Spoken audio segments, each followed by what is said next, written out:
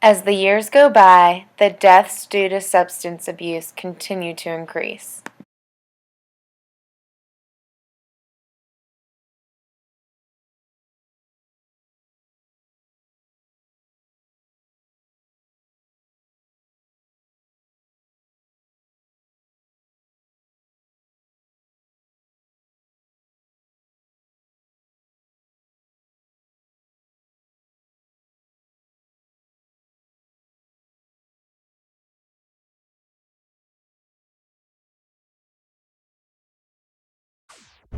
If you, for example, break your hip, you'll be taken to a hospital and you'll be given loads of diamorphine for weeks or even months. Diamorphine is heroin. It's in fact much stronger heroin than any addict can get on the street because it's not contaminated by all the stuff drug dealers dilute it with. There are people near you being given loads of deluxe heroin in hospitals right now, so at least some of them should become addicts. But this has been closely studied. It doesn't happen. Your grandmother wasn't turned into a junkie by her hip replacement. Why is that? Our current theory of addiction comes in part from a series of experiments that were carried out earlier in the 20th century. The experiment is simple. You take a rat and put it in a cage with 2 water bottles. One is just water, the other is water laced with heroin or cocaine. Almost every time you run this experiment, the rat will become obsessed with the drugged water and keep coming back for more and more until it kills itself. But in the 1970s, Bruce Alexander, a professor of psychology, noticed something odd about this experiment. The rat is put in the cage all alone. It has nothing to do but take the drugs. What would happen, he wondered, if we tried this differently? So he built Rat Park, which is basically heaven for rats. It's a lush cage where the rats would have colored balls, tunnels to scamper down, plenty of friends to play with, and they could have loads of sex, everything a rat about town could want. And they would have the drugged water and the normal water bottles. But here's the fascinating thing. In Rat Park, rats hardly ever use the drugged water. None of them ever use it compulsively.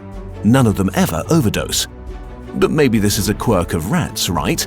Well, helpfully, there was a human experiment along the same lines, the Vietnam War. 20% of American troops in Vietnam were using a lot of heroin. People back home were really panicked because they thought there would be hundreds of thousands of junkies on the streets of the United States when the war was over. But a study followed the soldiers home and found something striking. They didn't go to rehab. They didn't even go into withdrawal. 95% of them just stopped after they got home. If you believe the old theory of addiction, that makes no sense. But if you believe Professor Alexander's theory, it makes perfect sense. Because if you're put into a horrific jungle in a foreign country where you don't want to be, and you could be forced to kill or die at any moment, doing heroin is a great way to spend your time. But if you go back to your nice home with your friends and your family, it's the equivalent of being taken out of that first cage and put into a human rat park. It's not the chemicals, it's your cage. We need to think about addiction differently. Human beings have an innate need to bond and connect. When we are happy and healthy, we will bond with the people around us. But when we can't, because we're traumatized, isolated, or beaten down by life, we will bond with something that gives us some sense of relief. It might be endlessly checking a smartphone, it might be pornography, video games, Reddit, gambling, or it might be cocaine. But we will bond with something because that is our human nature. The path out of unhealthy bonds is to form healthy bonds, to be connected to people you want to be present with. Addiction is just one symptom of the crisis of disconnection that's happening all around us. We all feel it. Since the 1950s, the average number of close friends an American has been steadily declining. At the same time, the amount of floor space in their homes has been steadily increasing.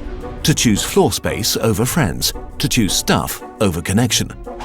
The war on drugs we've been fighting for almost a century now has made everything worse. Instead of helping people heal and getting their life together, we have cast them out from society. We have made it harder for them to get jobs and become stable. We take benefits and support away from them if we catch them with drugs. We throw them in prison cells, which are literally cages.